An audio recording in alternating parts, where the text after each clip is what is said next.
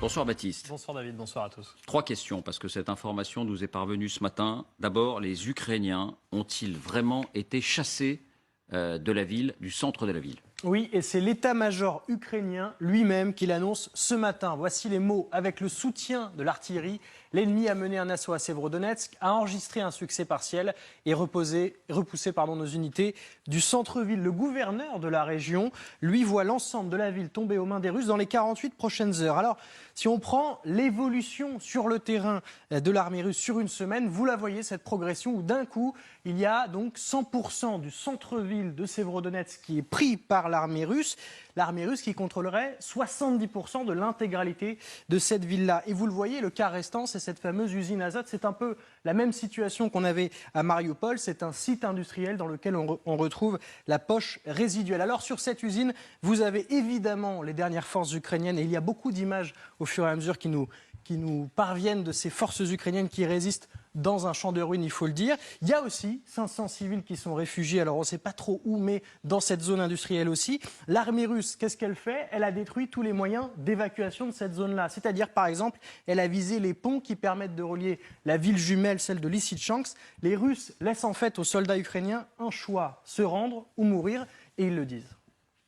Северодонецк фактически уже блокирован после того, как вчера они подорвали последний мост, который соединял с Лисичанском, поэтому те воинские подразделения украинские, которые там остались, они остались там уже навсегда. У них 2 варианта. Или последовать примеру своих сослуживцев и сдаться, или умереть. Другого варианта там не будет.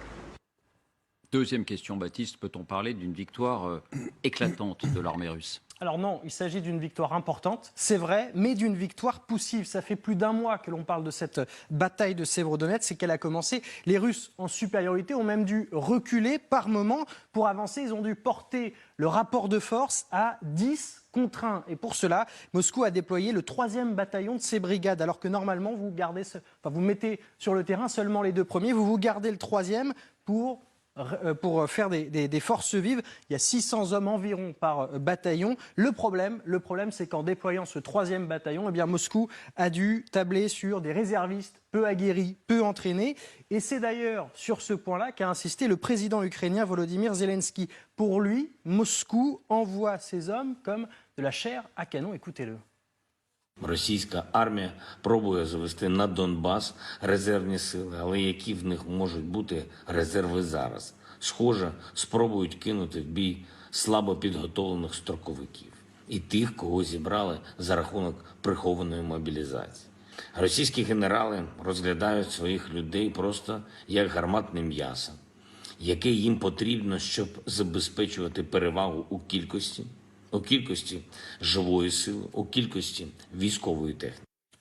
Oui, s'il dit vrai, c'est encore une analogie qu'on peut faire avec la Première Guerre mondiale. 3e et dernière question, la prise de Sévérodonetsk signifie-t-elle forcément la prise du Donbass dans la foulée? C'est les Russes qui l'affirment. Alors c'est plus compliqué que ça. Si on regarde la carte, on va revoir ces fameuses 2 régions qui constituent le Donbass. D'abord, cette région du Louhansk, et c'est là où il y a le dernier verrou de Sévrodonetsk, là où est en train de se passer cette bataille. Et puis vous avez cette partie plus au sud, la région de Donetsk que les Ukrainiens appellent les oblasts. Ce que disent beaucoup d'informateurs, et notamment les Russes, se targuent de dire que s'ils font tomber Sévrodonetsk, ils pourront ensuite se diriger vers Sloviansk, Kramatorsk, les 2 objectifs de guerre après avoir fait tomber cette ville de Sévrodonetsk. Il y a 80 km entre Sévrodonetsk et Sloviansk, sauf que les Russes ont l'avantage stratégique d'avoir aussi avancé par le nord, et en fait par le nord, les forces russes ne seront qu'à une trentaine de kilomètres de Sloviansk. C'est quand même aller vite en besogne de dire que tout le Donbass va tomber dès demain aux mains des Russes, parce que est-ce que les Russes seront capables de faire tomber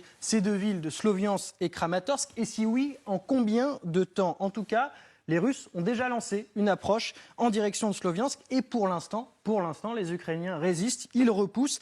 À Sloviansk, les Russes sont attendus notamment par le bataillon, l'unité Dnipro 1. C'est 1 millier de soldats ukrainiens, c'est pas forcément beaucoup, mais ils sont équipés de ces fameux drones. On en a beaucoup parlé ici, parce que depuis le début de la guerre, depuis 3 mois et demi maintenant, ces drones-là ont contrecarré beaucoup de manœuvres militaires russes, beaucoup des objectifs de guerre initiaux. Oui, puis Kramatorsk, rappelons-le, c'est le siège politique et militaire pour toute la région du Donbass, le siège ukrainien.